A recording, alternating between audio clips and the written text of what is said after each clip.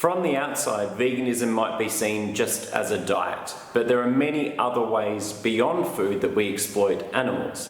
For example, we use them in clothing, cosmetics, furniture, entertainment, and sport.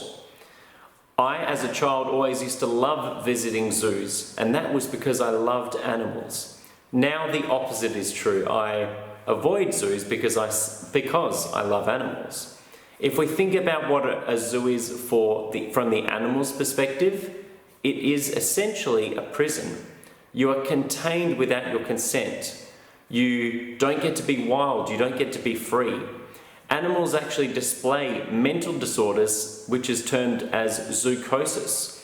What this is seen is repetitive physical patterns in animals. They bang their heads against cages, and you can just see them pacing within their cages. This is because they're not in their natural environment and they're prisoners, innocent prisoners. And we use them for our own benefit.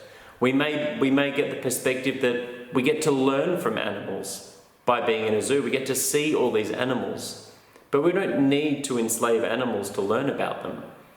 We learn about dinosaurs and they don't even exist, and kids know more about dinosaurs than most animals.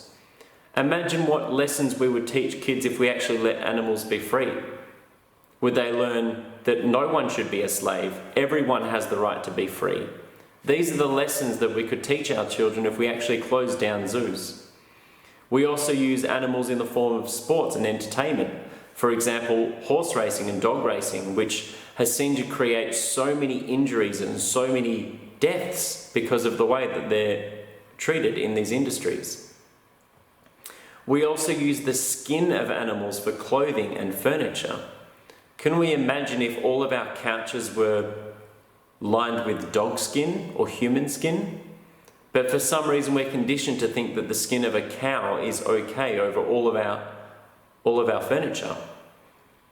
It would be bizarre if we used the skin of pretty much any other animal to cover ourselves with or cover our furniture with, but it just shows how deeply entrenched our conditioning is that we're happy seeing the dead skin of some animals all over our furniture. But if we were to have dead skin of if we were to have the dead skin of dogs all over our couches, a lot of people would be very off-put by this reality.